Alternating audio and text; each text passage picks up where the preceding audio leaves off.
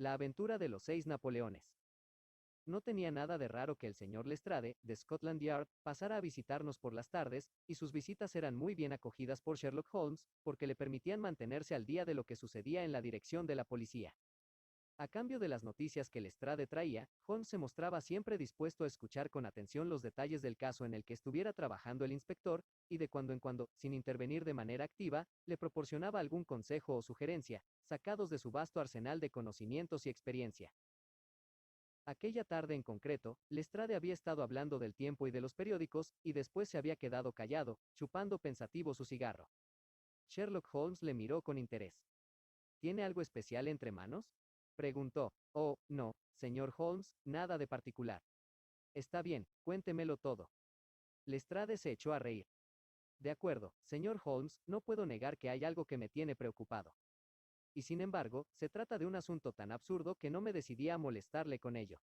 Por otra parte, si bien es un asunto trivial, no cabe duda de que es raro, y ya sé que a usted le gusta todo lo que se sale de lo corriente.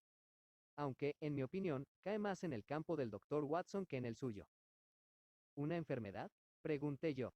Locura, más bien. Y una locura bastante extraña. ¿Se imaginan que exista a estas alturas una persona que sienta tanto odio por Napoleón que se dedique a romper todas las imágenes suyas que encuentra? Holmes volvió a recostarse en su asiento. No es asunto para mí, dijo. Exacto. Eso decía yo. Sin embargo, cuando este hombre asalta casas para poder romper imágenes que no le pertenecen, la cosa escapa de la jurisdicción del médico para entrar en la del policía. Holmes se enderezó de nuevo. Asaltos. Eso es más interesante. Cuénteme los detalles. Lestrade sacó su cuaderno de notas reglamentario y refrescó la memoria consultando sus páginas. El primer caso denunciado tuvo lugar hace 4 días, dijo. Ocurrió en la tienda de Morse Hudson, un establecimiento de Kennington Road dedicado a la venta de cuadros y esculturas. El dependiente había pasado un momento a la trastienda cuando oyó un ruido de rotura. Acudió corriendo y encontró, hecho pedazos en el suelo, un busto de escayola de Napoleón que había estado expuesto en el mostrador junto con otras obras de arte. Salió corriendo a la calle, pero, a pesar de que varios transeúntes declararon haber visto a un hombre salir con prisas de la tienda, no pudo localizarlo ni identificarlo. Parecía uno de esos actos de vandalismo gratuito que ocurren de cuando en cuando, y así lo hizo constar el policía de servicio en su informe. La escayola no valía más que unos chelines, y la cosa parecía demasiado infantil como para investigarla. Sin embargo, el segundo caso fue más grave, y también más extraño. Ocurrió anoche mismo. En la misma Kennington Road, a unos cientos de metros de la tienda de Morse Hudson, vive un médico muy conocido, el Dr. Barnicot, que tiene una de las clientelas más numerosas al sur del Támesis.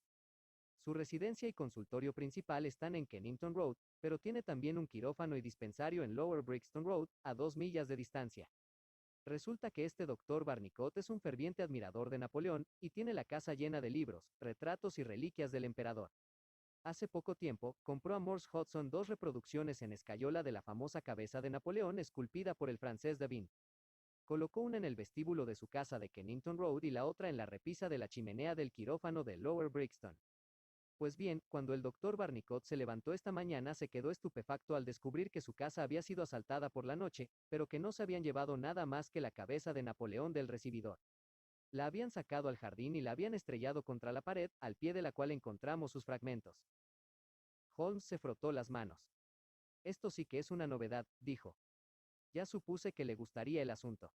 Pero aún no hemos terminado. El doctor Barnicot tenía que estar en su quirófano a las 12, y puede usted imaginarse su asombro al descubrir que alguien había abierto una ventana durante la noche y encontrar los pedazos de su segundo busto esparcidos por toda la habitación. Lo habían reducido a átomos allí mismo.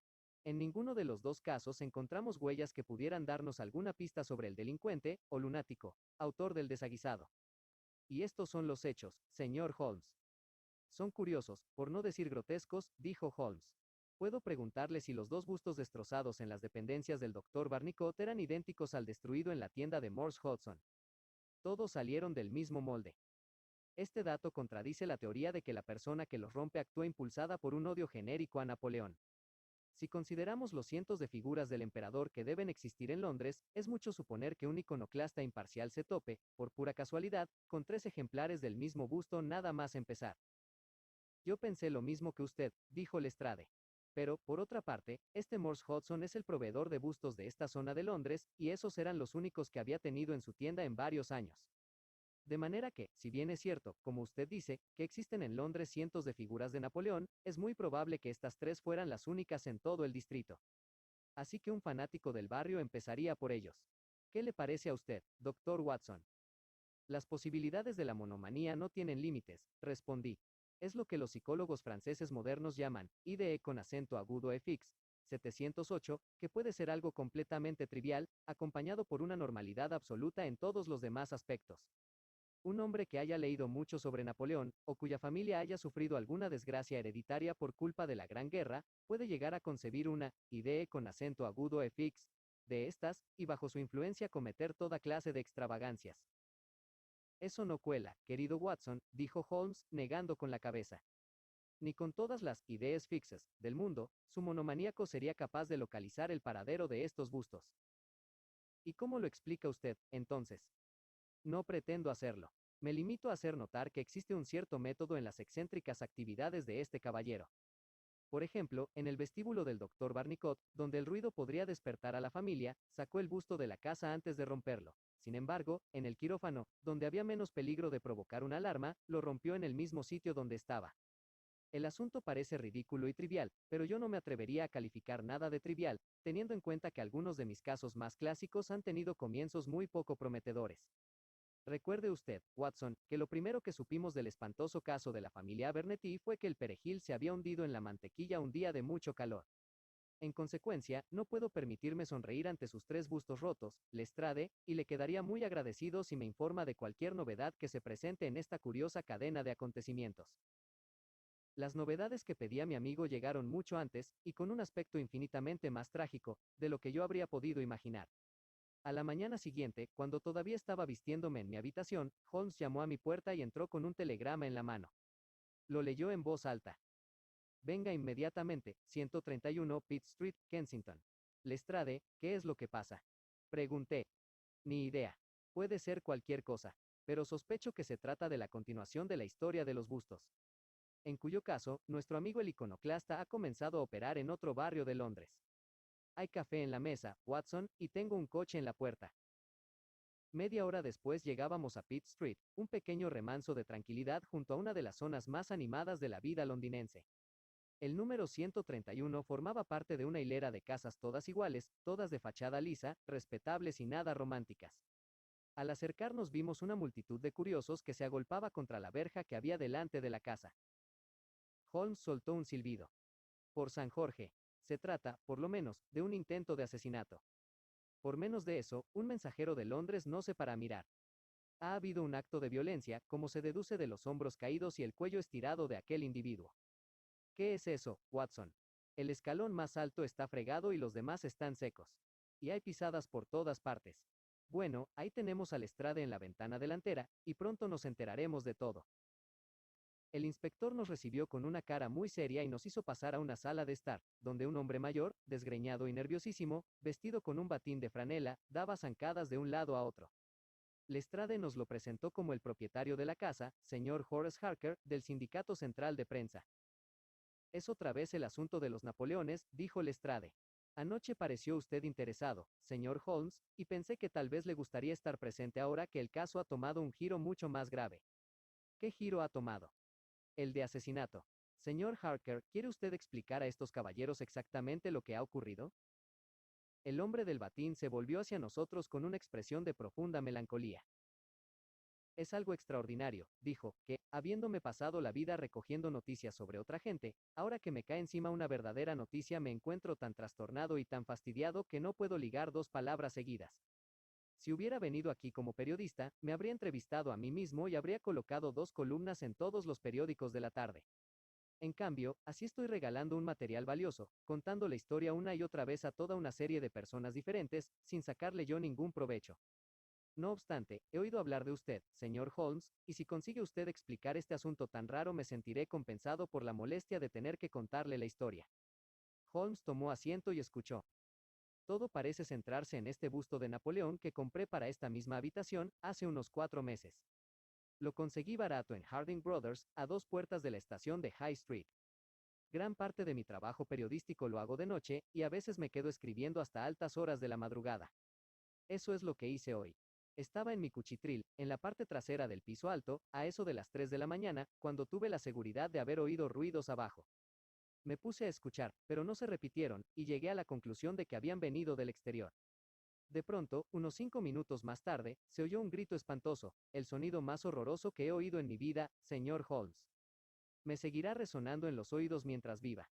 Me quedé helado de espanto 1 o 2 minutos, y luego cogí el atizador y bajé la escalera. Al entrar en esta habitación, encontré la ventana abierta de par en par, y me fijé al instante en que el busto ya no estaba en la repisa. Que un ladrón se lleve una cosa así es algo que escapa a mi comprensión, ya que se trataba tan solo de una copia de escayola sin ningún valor. Como usted mismo puede ver, el que salga por esa ventana abierta puede llegar al escalón de la puerta con solo dar una zancada larga. Evidentemente, eso era lo que el ladrón había hecho, así que di la vuelta y fui a abrir la puerta. Al salir a la oscuridad, casi me caigo encima de un cadáver que había tendido allí. Retrocedí corriendo a buscar una luz y pude ver al pobre desgraciado, con un enorme tajo en el cuello, en medio de un charco de sangre. Estaba tumbado de espaldas, con las rodillas dobladas y la boca horriblemente abierta. Estoy seguro de que se me aparecerá en sueños. Tuve el tiempo justo para tocar mi silbato de policía y después debí desmayarme, porque no recuerdo nada más hasta que vi al policía mirándome, de pie en el vestíbulo. Bien, ¿quién era el hombre asesinado?, preguntó Holmes. No tenemos nada que indique su identidad, respondió Lestrade. Podrá usted ver el cadáver en el depósito, pero hasta ahora no hemos sacado nada en limpio. Es un hombre alto, tostado por el sol, muy fuerte y de 30 años como máximo. Estaba mal vestido, pero no parece un obrero. Junto a él, caída en el charco de sangre, una navaja con cachas de asta. No sabemos si se trata del arma del crimen o si pertenecía al difunto. Sus ropas no tienen ninguna marca, y en los bolsillos no llevaba nada más que una manzana, un trozo de cuerda, un plano de Londres de los que cuestan un chelín, y una fotografía. Aquí la tiene. Se trataba, sin lugar a dudas, de una instantánea tomada con una cámara pequeña. En ella se veía un hombre de aspecto despierto, rasgos pronunciados y simiescos, cejas tupidas y un curioso prognatismo en la parte inferior de la cara, que parecía el hocico de un babuino. ¿Y qué ha sido del busto?, preguntó Holmes, tras estudiar atentamente la fotografía. Hemos tenido noticias de él un momento antes de que llegaran ustedes. Lo han encontrado en el jardín delantero de una casa deshabitada en Camden House Road. Estaba hecho pedazos. Ahora me disponía a ir a verlo. Desde luego. Pero antes tengo que echar un vistazo por aquí, examinó la alfombra y la ventana. O se trataba de un hombre muy ágil o tenía las piernas muy largas. Teniendo debajo la entrada al sótano, no debió ser fácil llegar al antepecho de la ventana y abrirla. La salida resulta ya un poco más fácil. ¿Viene usted con nosotros a ver los restos de su busto, señor Harker? El desconsolado periodista se había sentado ante un escritorio. Tengo que intentar sacar algún partido de esto, dijo, aunque no me cabe duda de que las primeras ediciones de los periódicos de la tarde ya traerán todos los detalles. ¿Recuerdan ustedes cuando se hundió la Tribuna en Doncaster? Pues yo era el único periodista que había en la Tribuna y mi periódico fue el único que no sacó la noticia del suceso, porque yo estaba demasiado alterado para escribirla. Y ahora voy a llegar demasiado tarde con un asesinato cometido en la puerta de mi propia casa. Al salir de la habitación oímos el rascar de su pluma sobre la cuartilla del papel. El lugar donde habían aparecido los fragmentos del busto se encontraba a unos cientos de metros de distancia. Por primera vez, nuestros ojos se posaron en aquella representación del gran emperador que parecía despertar un odio tan frenético y destructivo en la mente del desconocido. Los pedazos estaban desparramados sobre la hierba. Holmes recogió unos cuantos y los examinó con mucha atención. Por su expresión concentrada y sus movimientos intencionados, tuve la convicción de que por fin había dado con una pista. ¿Y bien?, preguntó Lestrade. Todavía nos queda mucho camino por andar, respondió Holmes. Y sin embargo, la verdad es que tenemos algunos datos muy sugerentes para empezar a actuar. Para este extraño criminal, la posesión de este insignificante busto tenía más valor que una vida humana. Este es el primer punto. Después, tenemos el hecho curioso de que no lo rompiera en la casa, ni a las puertas de la misma, si lo único que quería era romperlo. El encuentro con ese otro individuo debió alterarlo y ponerlo nervioso. Seguramente, no sabía lo que se hacía. Sí, eso es bastante probable. Pero me gustaría llamar su atención de manera muy especial hacia la situación de esta casa, en cuyo jardín se destrozó el busto. Lestrade miró a su alrededor. La casa está desocupada, así que estaba seguro de que nadie le molestaría en el jardín. Sí, pero hay otra casa vacía más arriba, y tuvo que pasar delante de ella para llegar a esta otra. ¿Por qué no lo rompió allí, dado que es evidente que a cada metro que lo siguiera llevando aumentaba el riesgo de tropezarse con alguien? Me rindo, dijo Lestrade. Holmes señaló la farola situada sobre nuestras cabezas. Aquí podía ver lo que hacía, pero allí no, esa fue la razón. Por Júpiter, es verdad, exclamó el inspector. Ahora que lo pienso, el busto del doctor Barnicot lo rompieron cerca de una lámpara roja. Y bien, señor Holmes, ¿qué vamos a hacer con este dato? Recordarlo. Tenerlo en cuenta. Puede que más adelante demos con algo que encaje con él. ¿Qué medidas se propone tomar ahora, Lestrade? En mi opinión, la manera más práctica de abordar el asunto es identificar al muerto. No creo que nos resulte muy difícil.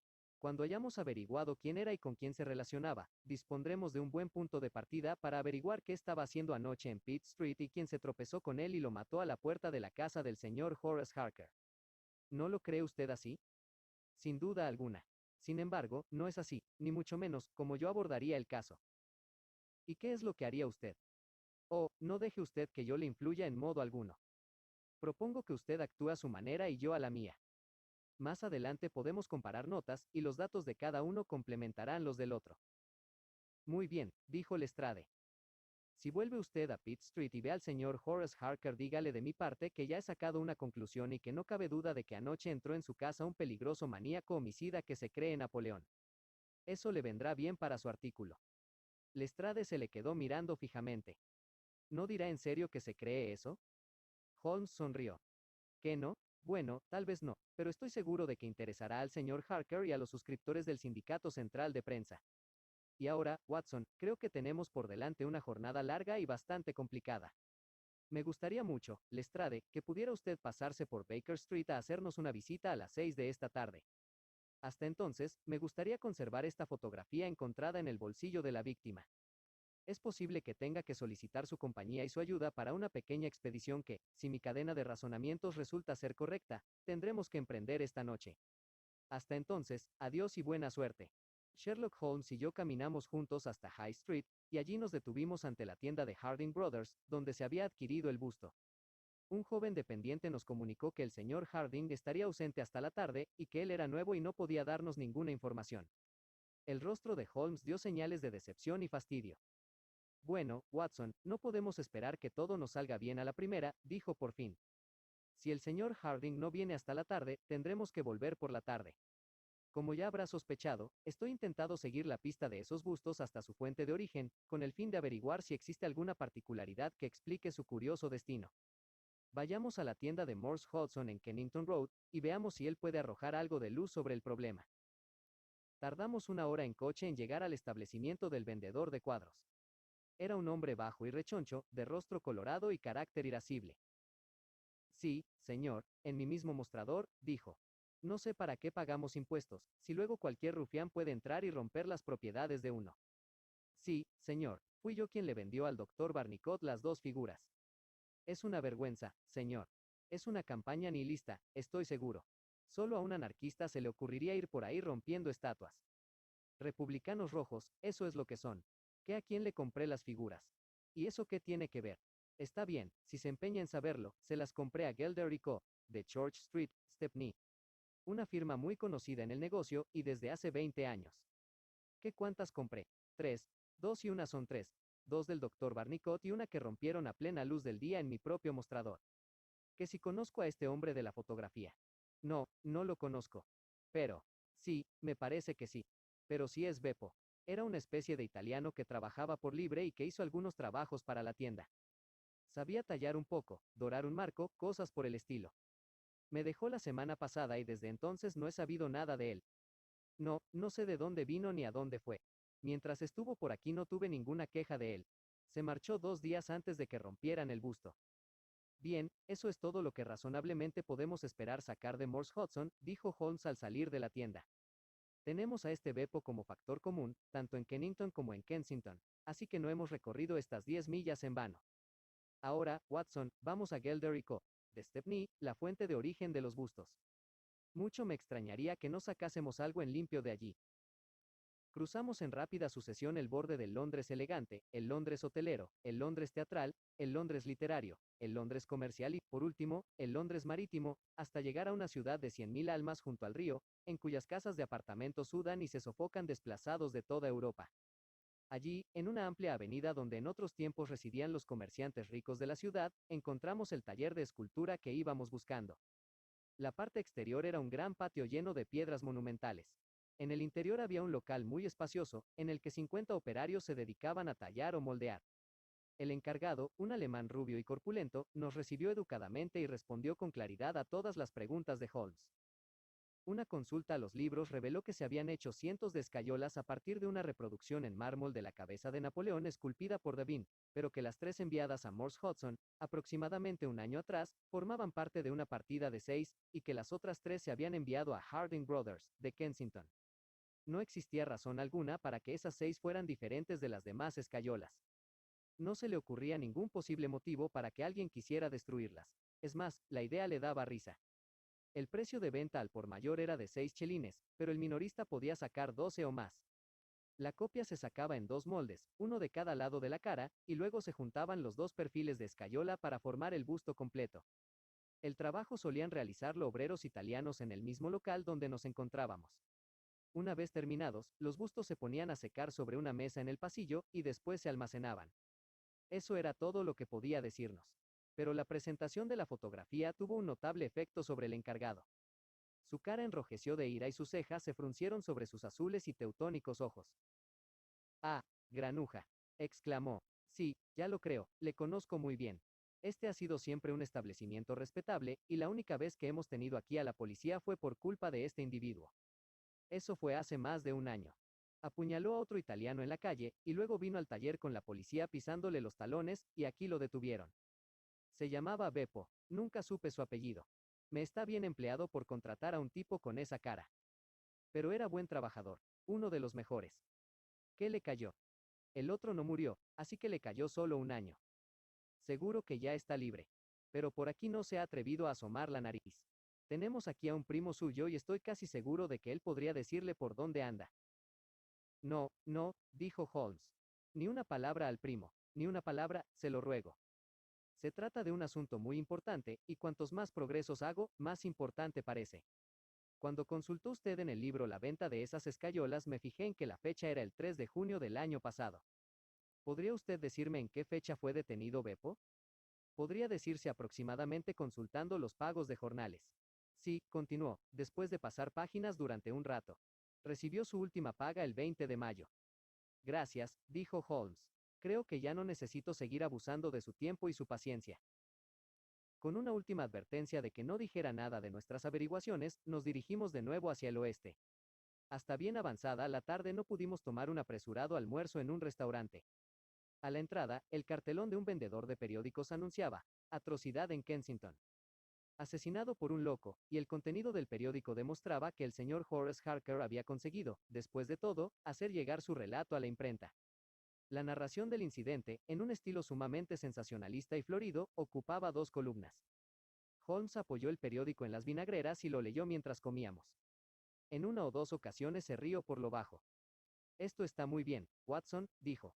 «Escuche esto. Es un consuelo saber que en este caso no pueden darse disparidades de opiniones, ya que tanto el señor Lestrade, uno de los funcionarios más expertos del cuerpo de policía, como el señor Sherlock Holmes, detective particular de fama mundial, han llegado, cada uno por su parte, a la conclusión de que esta grotesca serie de incidentes, que tan trágico desenlace ha tenido, es fruto de la locura y no de un delito premeditado.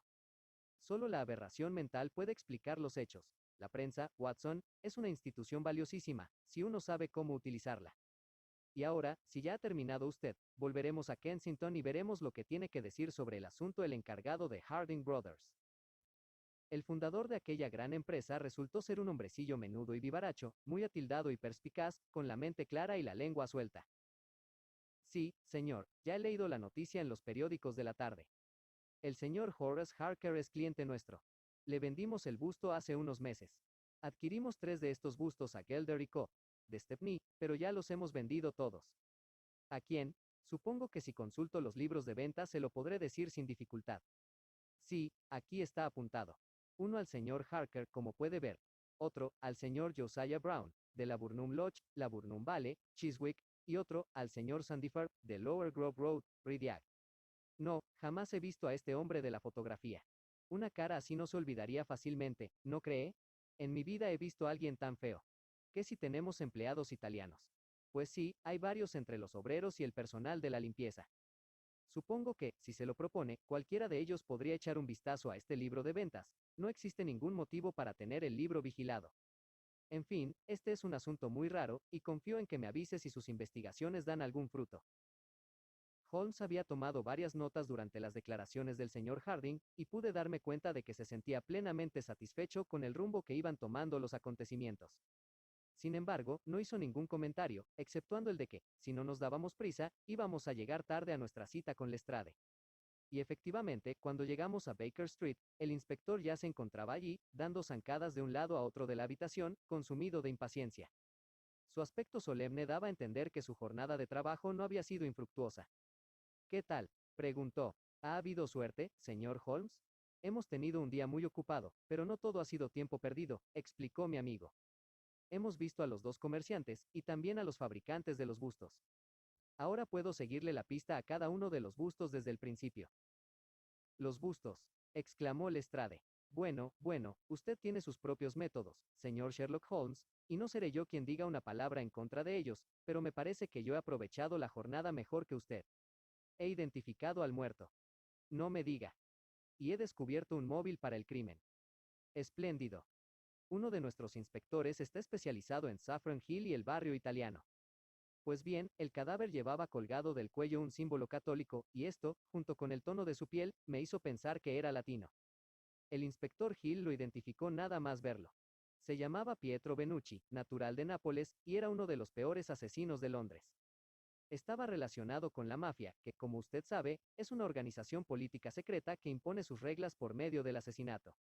Como ve, las cosas empiezan a aclararse. Lo más probable es que el otro tipo sea también italiano y miembro de la mafia. Ha debido romper alguna de sus reglas, y la organización envió a Pietro para ajustarle las cuentas. Es muy posible que la fotografía que encontramos en el bolsillo del muerto sea de nuestro hombre, y que la llevara para asegurarse de que no apuñalaba a otra persona. Pietro va siguiendo al tipo, lo ve meterse en una casa, espera a que salga, y en la pelea que se entabla es él quien recibe una herida mortal. ¿Qué le parece, señor Holmes? Holmes palmoteó en señal de aprobación. Excelente, Lestrade, excelente, exclamó, pero no sé si he entendido muy bien su explicación de la destrucción de los bustos. Los bustos. ¿No hay quien le saque esos bustos de la cabeza? Al fin y al cabo, eso no es nada. Hurto menor, 6 meses como máximo. Lo que de verdad estamos investigando es el asesinato, y le digo que ya casi tengo todos los hilos en mis manos. ¿Qué va a hacer a continuación? Muy sencillo. Iré con Gil al barrio italiano, encontraremos al hombre de la fotografía, y lo detendremos, acusado de asesinato. ¿Quiere venir con nosotros? Creo que no. Me da la impresión de que podemos lograr nuestro objetivo de un modo más sencillo. No puedo estar seguro, porque todo depende. En fin, depende de un factor que está completamente fuera de nuestro control. Pero tengo grandes esperanzas. De hecho, podría apostar 2 contra 1 a que si usted nos acompaña esta noche podré ayudarle a echarle el guante. ¿En el barrio italiano? No, creo que en Chiswick nos será mucho más fácil encontrarlo. Si viene usted conmigo a Chiswick esta noche, Lestrade, le prometo ir mañana con usted al barrio italiano. Con ese pequeño retraso no se pierde nada. Y ahora creo que unas pocas horas de sueño nos vendrían muy bien a todos, porque no pienso salir hasta las 11 y es poco probable que regresemos antes de que amanezca. Quédese a cenar con nosotros, Lestrade, y después puede echarse en el sofá hasta que llegue la hora de salir. Mientras tanto, Watson, le agradecería que llamase a un mensajero, porque tengo que enviar una carta y es importante que salga cuanto antes. Holmes se pasó la tarde rebuscando entre los diarios atrasados que llenaban uno de nuestros trasteros. Cuando por fin bajó, sus ojos tenían una expresión de triunfo, pero no nos dijo nada sobre el resultado de sus indagaciones. Por mi parte, yo había seguido paso a paso los métodos con los que habíamos seguido los diversos vericuetos de este complicado caso y, aunque todavía no intuía cuál era nuestro objetivo, me daba perfecta cuenta de que Holmes esperaba que el grotesco criminal intentara apoderarse de los 2 bustos que quedaban, uno de los cuales, como yo recordaba, se encontraba en Chiswick. Sin duda, el objeto de nuestro viaje era atraparlo con las manos en la masa, y no podía dejar de admirar la astucia con que mi amigo había insertado una pista falsa en el periódico de la tarde, para que nuestro hombre pensara que podía seguir adelante con su plan impunemente. No me sorprendí cuando Holmes sugirió que llevara mi revólver. Él ya se había equipado con la pesada fusta de caza, que era su arma favorita. Un coche nos aguardaba a las 11 en la puerta, y en él llegamos hasta un lugar al otro lado del puente de Hammersmith, donde dijimos al cochero que nos esperara. Una corta caminata nos llevó hasta una calle solitaria, flanqueada por bonitas casas, cada una con su terreno propio. A la luz de una farola leímos, La Burnham Villa, en la entrada de una de ellas. Evidentemente, sus ocupantes se habían retirado a dormir, porque todo estaba oscuro, a excepción de una luz sobre los cristales de la puerta del vestíbulo, que arrojaba un borroso círculo de luz sobre el sendero del jardín. La valla de madera que separaba el jardín de la calle proyectaba una densa sombra negra hacia la parte de dentro, y allí fue donde nos agazapamos. Me temo que tendremos que esperar mucho tiempo, susurró Holmes. Podemos dar gracias al cielo de que no llueva. No creo que sea prudente fumar para pasar el rato. Sin embargo, hay dos posibilidades contra una de que obtengamos una compensación por tanta molestia. Sin embargo, nuestra guardia no resultó tan larga como Holmes nos había hecho temer, y terminó de un modo repentino y extraño. En un instante, sin el más ligero ruido que nos advirtiera de su llegada, se abrió la puerta del jardín y por ella entró una figura oscura y atlética, tan rápida y ágil como un mono, que avanzó velozmente por el sendero. La vimos cruzar frente a la luz que salía por encima de la puerta y desaparecer, confundida con la negra sombra de la casa. Hubo una larga pausa, durante la cual estuvimos conteniendo la respiración, y luego llegó a nuestros oídos un crujido muy débil. Estaban abriendo una ventana. El ruido cesó, y de nuevo se produjo un largo silencio.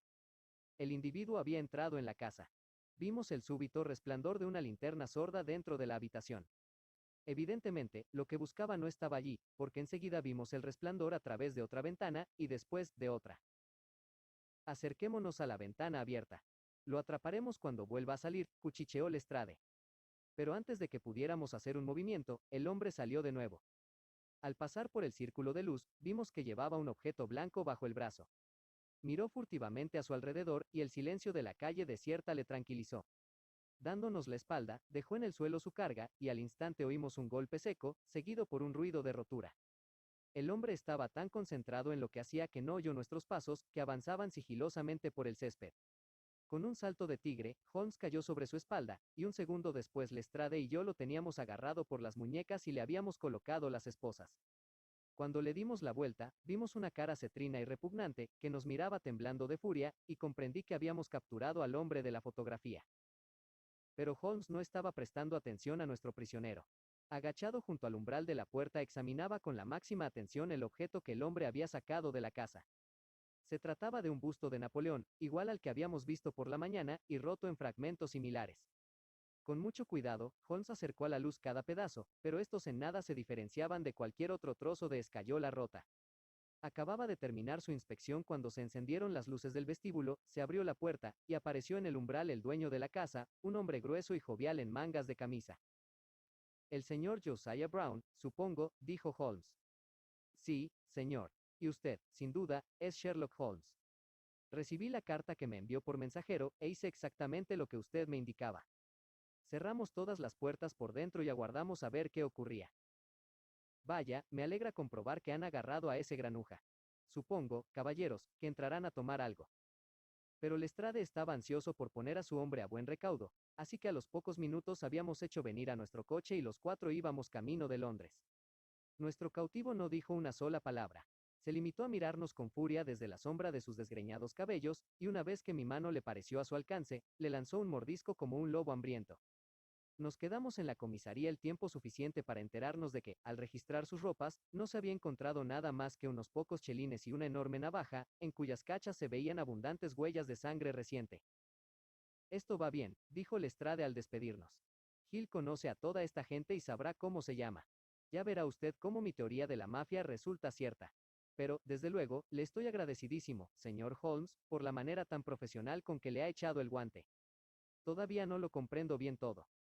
Me temo que es muy tarde para explicaciones, dijo Holmes. Además, aún quedan uno o dos detalles por aclarar, y este es uno de los casos que vale la pena apurar hasta el final.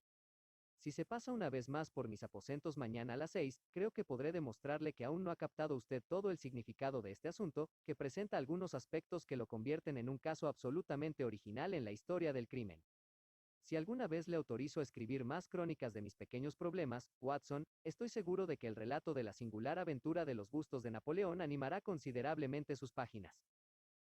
Cuando volvimos a reunirnos a la tarde siguiente, Lestrade venía provisto de abundante información acerca de nuestro detenido. Al parecer, se llamaba Beppo, de apellido desconocido. Era un truán bastante conocido en la colonia italiana. En otros tiempos había sido un hábil escultor que se ganaba honradamente la vida, pero se había torcido por el mal camino y ya había estado 2 veces en la cárcel, una por hurto y la otra, como ya sabíamos, por apuñalar a un compatriota. Hablaba inglés a la perfección. Todavía se ignoraban los motivos que le impulsaban a destrozar los bustos, y se negaba a responder a cualquier pregunta sobre el tema, pero la policía había descubierto que era muy probable que los bustos hubieran sido hechos por sus propias manos, ya que había realizado trabajos de este tipo en el establecimiento de Gelder y Co. Holmes escuchó con atención y cortesía toda esta información, gran parte de la cual ya conocíamos, pero yo, que le conocía bien, me daba perfecta cuenta de que sus pensamientos estaban en otra parte, y detecté una mezcla de desasosiego e impaciencia bajo la máscara que asumía de manera habitual. Por fin, se levantó de su asiento con los ojos chispeantes. Había sonado la campanilla de la puerta. Un minuto después, oímos pasos en la escalera, y al momento penetró en la habitación un hombre ya mayor, de rostro sonrosado y patillas entre canas. Llevaba en la mano derecha una anticuada bolsa de viaje que depositó sobre la mesa. ¿Está aquí el señor Sherlock Holmes? Mi amigo hizo una inclinación de cabeza y sonrió. El señor Sandiford, de Reading, ¿verdad? Dijo. Sí, señor. Me temo que llego un poco tarde, pero los trenes han sido un desastre. Me escribió usted acerca de un busto que obra en mi posesión. Exacto. Tengo aquí su carta. Dice usted. Deseo obtener una copia del Napoleón de David, y estoy dispuesto a pagarle 10 libras por la que usted posee. ¿Es así? Desde luego. Me sorprendió mucho su carta, porque no puedo imaginar cómo se enteró usted de que yo poseía semejante objeto. Es natural que le haya sorprendido, pero la explicación es muy sencilla. El señor Harding, de Harding Brothers, me dijo que le había vendido a usted el último ejemplar y me dio su dirección. Ah, ¿con qué fue así? ¿Le dijo lo que pagué por él? No, no me lo dijo. Mire, yo soy un hombre honrado, aunque no sea muy rico. Solo pagué 15 chelines por el busto, y creo que tiene usted derecho a saberlo antes de que yo acepte sus 10 libras. Sus escrúpulos le honran, señor Sandiford, pero yo ofrecí ese precio y estoy dispuesto a mantenerlo. Vaya, es usted muy espléndido, señor Holmes. He traído el busto, como usted me pedía. Aquí lo tiene. Abrió la bolsa y, por fin, vimos sobre nuestra mesa un ejemplar completo de aquel busto que ya habíamos contemplado más de una vez hecho pedazos. Holmes sacó un papel del bolsillo y puso un billete de 10 libras sobre la mesa. Haga usted el favor de firmar este papel, señor Sandiford, en presencia de estos testigos. Es una simple declaración de que me transfiere a mí todos los derechos que haya podido tener sobre este busto. Soy un hombre metódico, ¿sabe usted? Y nunca se sabe qué giro pueden tomar las cosas más adelante. Muchas gracias, señor Sandiford. Aquí tiene su dinero, y le deseo muy buenas tardes. Cuando nuestro visitante hubo desaparecido, Sherlock Holmes inició una serie de movimientos que nosotros seguimos fascinados. Comenzó por sacar de un cajón un mantel blanco y limpio, y extenderlo sobre la mesa. A continuación, colocó el recién adquirido busto en el centro del mantel. Por último, tomó su fusta de caza y asestó con ella un fuerte golpe en la cabeza de Napoleón. La figura se rompió en pedazos, y Holmes se inclinó ansioso sobre los destrozados restos. Al instante, con un fuerte grito de triunfo, levantó un fragmento que llevaba pegado un objeto redondo y oscuro, como si fuera una ciruela en un pastel. Caballeros, exclamó, permítanme que les presente la famosa perla negra de los Borgia. Lestrade y yo nos quedamos callados por un momento, y luego, con una reacción espontánea, estallamos en aplausos como si estuviéramos presenciando el elaborado desenlace de una obra dramática. Un súbito rubor asomó en las pálidas mejillas de Holmes, que se inclinó ante nosotros como un dramaturgo que recibe el homenaje de su público. En momentos como aquel, Holmes dejaba por un momento de ser una máquina de razonar y sucumbía a la debilidad humana por la admiración y el aplauso. Aquel personaje tan peculiarmente orgulloso y reservado, que rechazaba con desprecio la notoriedad pública, era capaz de conmoverse hasta las entrañas ante la admiración y los elogios espontáneos de un amigo. Sí, caballeros, continuó. Esta es la perla más famosa que existe hoy día en todo el mundo y, mediante una cadena continua de razonamientos inductivos, he tenido la suerte de poder seguir su pista desde la alcoba del príncipe Colonna, en el Hotel Dacre, donde fue robada, hasta el interior de este, el último de los 6 bustos de Napoleón fabricados por Gelder y Co., de Stepney. Seguro que usted, Lestrade, se acuerda de la sensación que causó la desaparición de esta valiosa joya, y de los vanos esfuerzos de la policía de Londres por recuperarla. Yo mismo fui consultado al respecto, pero no conseguí arrojar ninguna luz sobre el caso. Las sospechas recayeron sobre la doncella de la princesa, que era italiana, y se supo que tenía un hermano en Londres, pero no se pudo demostrar que existiera ningún contacto entre ellos. La doncella se llama Lucrezia Benucci, y no me cabe la menor duda de que ese prieto que fue asesinado hace 2 noches era el hermano. He estado consultando las fechas en los viejos archivos de prensa, y he comprobado que la desaparición de la perla se produjo exactamente 2 días antes de la detención de Beppo por una agresión violenta, detención que tuvo lugar en la fábrica de Gelder y Co., en el mismo momento en que se estaban fabricando estos bustos. Ahora ya pueden ver con toda claridad la secuencia de los hechos, aunque, por supuesto, los contemplan en el orden inverso al que se me fueron presentando a mí. Beppo tenía en su poder la perla. Tal vez se la robó a Pietro, tal vez fuera cómplice de Pietro, incluso es posible que actuara de intermediario entre Pietro y su hermana. La verdadera situación no tiene demasiada importancia para nosotros. Lo importante es que él tenía la perla, y que la llevaba encima en aquel momento, cuando le perseguía la policía. Se dirigió a la fábrica en la que trabajaba, y sabía que disponía solo de unos pocos minutos para ocultar este valiosísimo botín, que de otro modo sería descubierto cuando le registraran. En el pasillo había 6 napoleones de escayola secándose. Uno de ellos aún estaba blanco. En un instante, Beppo, que era un trabajador muy hábil, hizo un agujerito en el yeso húmedo, metió en él la perla y, con unos pocos toques, tapó de nuevo la abertura. El escondrijo era perfecto. Nadie podría descubrirlo. Pero Beppo fue condenado a 1 año de cárcel y, mientras tanto, los 6 bustos quedaron desperdigados por Londres. Era imposible saber cuál de ellos contenía el tesoro, solo rompiéndolos podía averiguarlo. Ni siquiera sacudiéndolos podía descubrir nada, porque como el yeso estaba húmedo, lo más probable era que la perla hubiera quedado adherida a él, como, efectivamente, ha sucedido. Beppo no se dio por vencido, y llevó a cabo su investigación con considerable ingenio y perseverancia. Por medio de un primo que trabaja en Gelder, se informó de los minoristas que habían adquirido los bustos. Se las arregló para conseguir trabajo en Morse Hudson, y de este modo siguió la pista a 3 de ellos. La perla no estaba en ninguno. Entonces, con ayuda de algún empleado italiano, logró averiguar dónde habían ido a parar los otros 3 bustos. El primero estaba en casa de Harker. Allí fue acosado por su compinche, que consideraba a Beppo responsable de la pérdida de la perla, y en el forcejeo que se produjo a continuación Beppo lo apuñaló. Si Pietro era su cómplice, ¿para qué llevaba la fotografía? Pregunté yo. Para seguirle la pista si tenía necesidad de preguntar por él a terceras personas. Es la explicación más obvia. Pues bien, después del asesinato, me figuré que lo más probable sería que Beppo apresurara sus acciones, en lugar de proceder despacio. Tendría miedo de que la policía averiguase su secreto, así que se daría prisa antes de que le tomaran la delantera. Por supuesto, yo no podía saber si había encontrado o no la perla en el busto de Harker.